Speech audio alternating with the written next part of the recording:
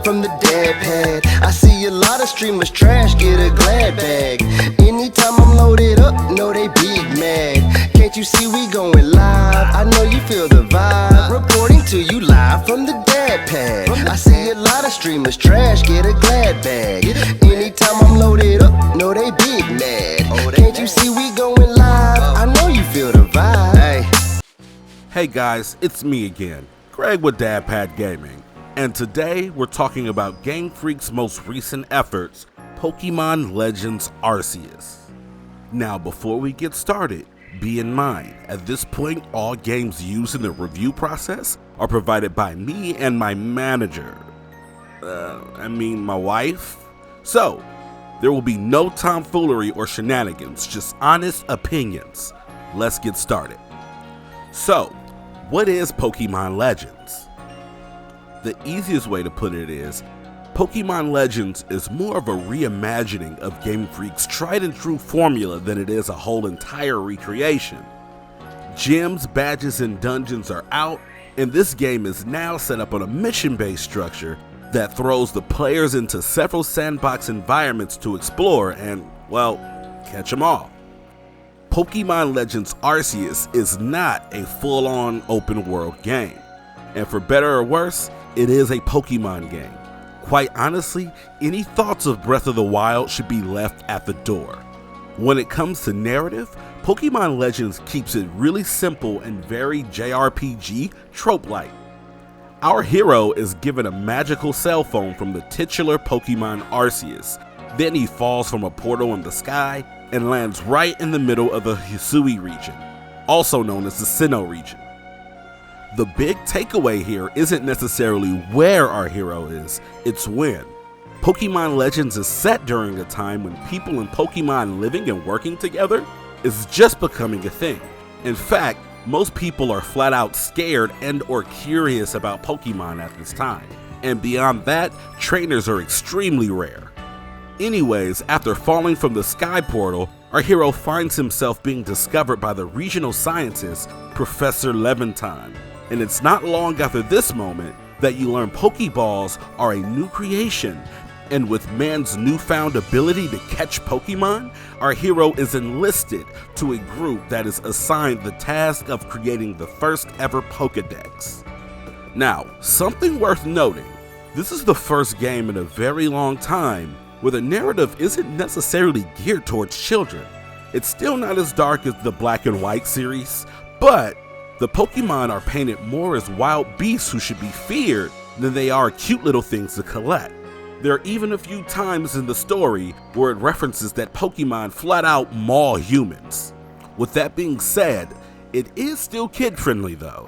In terms of mechanics, there are 3 core mechanics that are the true backbones of Pokemon Legends Arceus: catching, crafting, and battling. Catching, more often than not, is gonna require stealth. Throughout a fair portion of areas, you will find tall grass to crouch in, big rocks to hide behind, and big hills to obtain vantage points. Crafting is equally as important because money is extremely rare to come by in Pokemon Legends. Every sandbox is littered with shiny rocks, fruitful trees, and other eye-catching landmarks that will require you to throw your Pokemon at.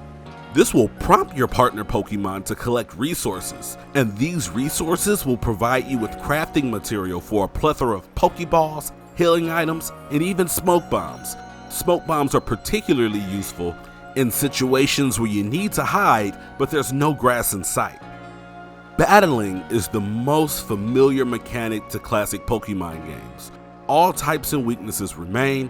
The biggest departure worth mentioning is the fact that trainer battles are pretty rare, and they are only used as skill tests to go on to the next area in most cases.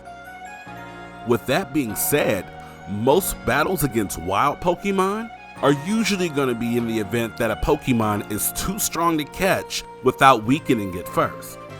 And opposed to the traditional turn-based system that works off of speed, stats, and move types, Game Freak has adopted more of an action queue system that is influenced by stats and what variant of an attack is used. and attacks are separated into 3 separate categories. There are normal attacks, agile attacks, which may yield the opportunity to attack more than once at the expense of some power, and strong attacks, which will dish out more damage but will leave you open to the opposition, as it will almost always grant your enemy the chance to attack you multiple times. Beyond these 3 big mechanics, you'll also find alpha Pokemon, which are Pokemon that are significantly larger and stronger than any Pokemon in its particular species, and they are catchable. There's also noble Pokemon that serve as both bosses and the ride/HM Pokemon in the game.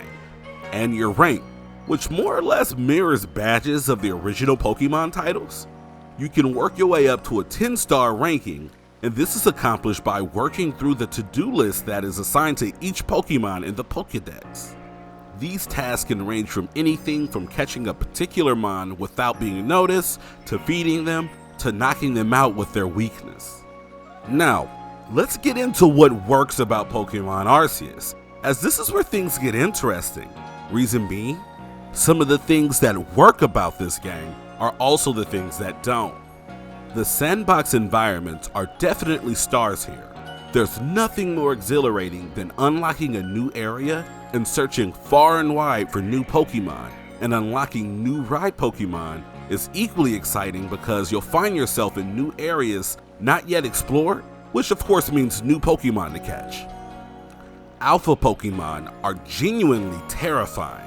That moment when you fail to catch one, or that moment when they knock out your 6th and final Pokemon and they set their sights on you, is horrifying.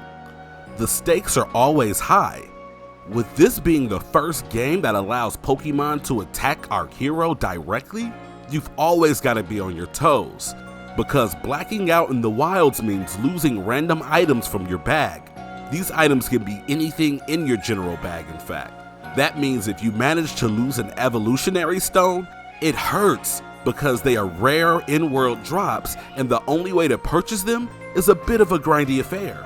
Now, let's get into it. What doesn't work in Pokemon Legends Arceus? It's the sandbox areas.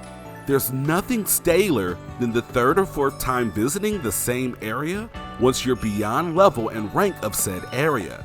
The Pokemon become nothing more than annoyances at this point.